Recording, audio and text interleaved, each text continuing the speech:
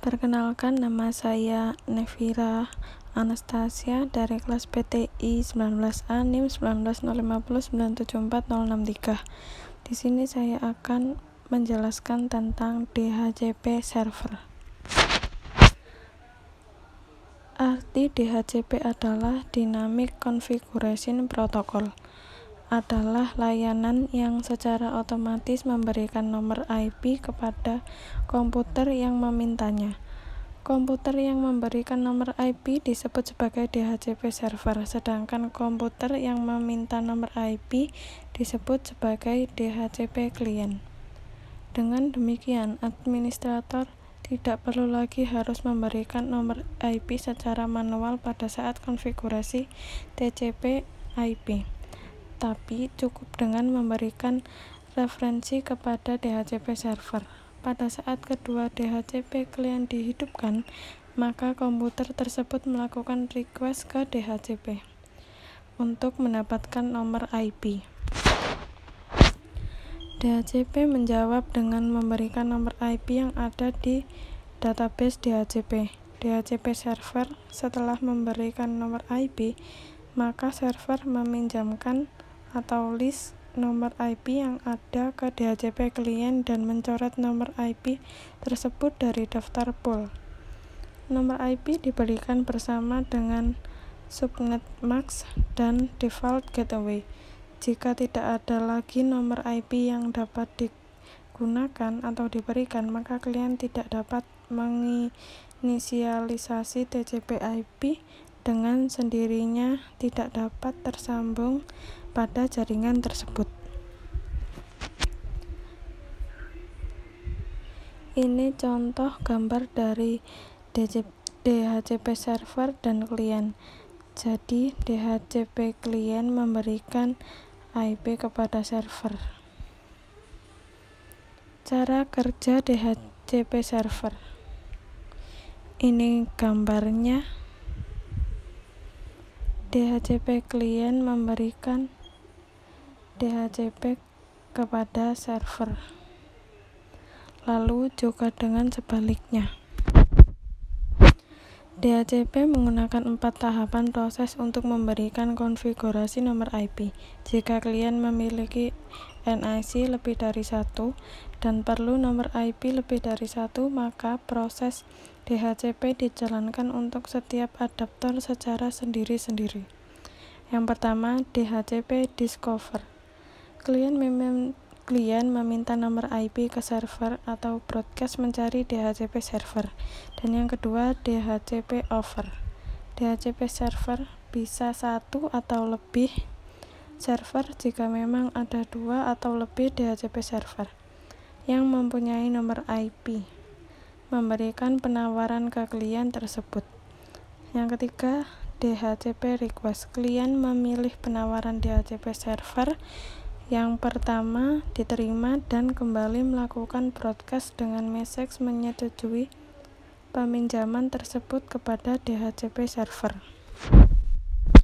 Dan yang keempat, DHCP acknowledgement. DHCP server yang memang memberikan jawaban atas pesan tersebut berupa konfigurasi nomor IP dan informasi lain kepada klien dengan sebuah acknowledgement. Kemudian klien melakukan inisialisasi dengan mengikat atau binding nomor IP tersebut dan klien dapat bekerja pada jaringan tersebut. Sedangkan DHCP server yang lain menarik tawarannya kembali. Kelebihan dan kekurangan yang dimiliki oleh DHCP server. Yang pertama, ada kelebihan.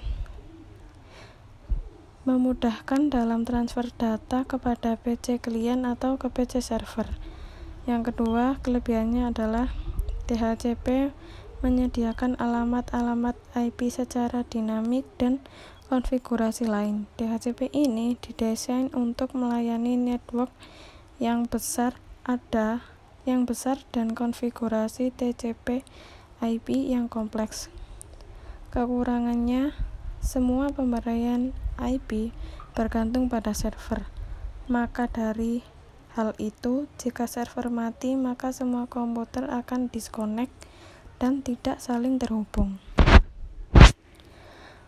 Nah, ini ada kelebihan selanjutnya. DHCP memungkinkan suatu klien menggunakan satu alamat IP untuk jangka waktu tertentu dari server. Kelebihan yang kedua, DHCP akan memberikan satu alamat IP dan parameter-parameter konfigurasi lainnya kepada klien. Metode dalam konfigurasi DHCP. Yang pertama, konfigurasi dengan range secara random otomatis IP. Pemberian IP address kepada klien secara random dapat berubah-ubah namun masih dalam range IP address yang ditentukan. Yang kedua, konfigurasi dengan fixed alamat IP address. Pemberian IP address yang sifatnya tetap value pada klien yang memerlukan data MAC address. Terima kasih, sekian presentasi dari saya. Semoga dapat dipahami dan dapat dimengerti. Pertama, buka aplikasi Cisco Packet Tracker, lalu tambahkan server, taruh di sebelah switch,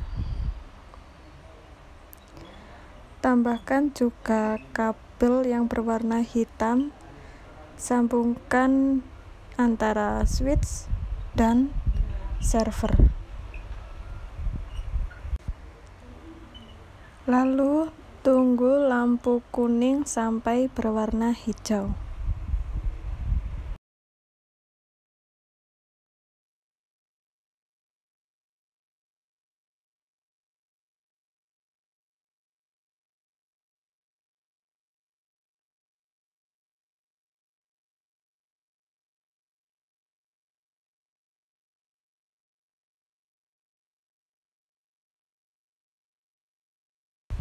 Apabila lampu sudah berwarna hijau, itu artinya sudah tersambungkan antara switch dan DHCP server. Lalu ganti nama atau rename menjadi DHCP server agar bisa membedakan. Jika sudah, lalu klik DHCP server 2 kali, klik config IP, lalu rubah IP address-nya, IP static menjadi 192.168.1.253. Lalu enter dan muncul subnet max-nya. Yang belakang kita ganti 128.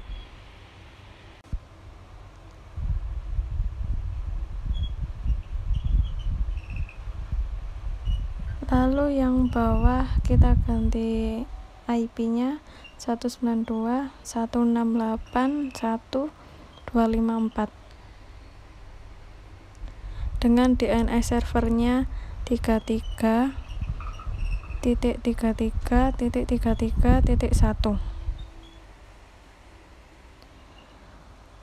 Sudah tersimpan, lalu kita X, klik DHCP server 2 kali lagi, lalu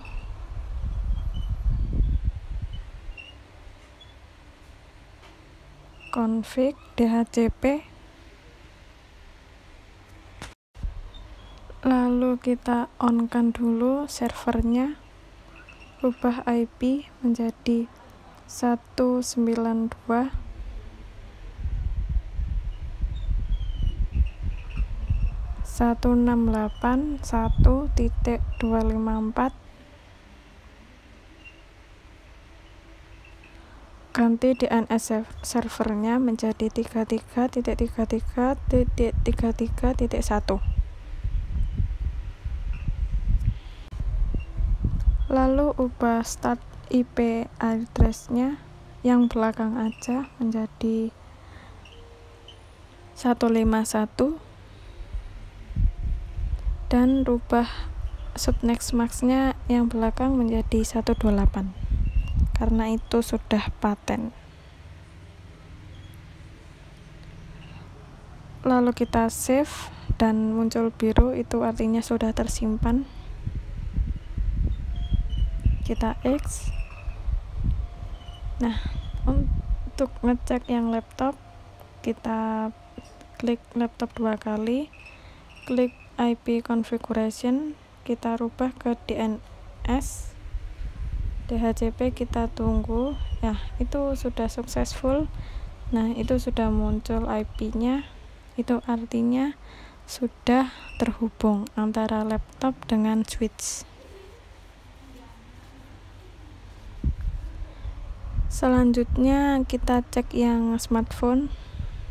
Caranya sama seperti yang laptop.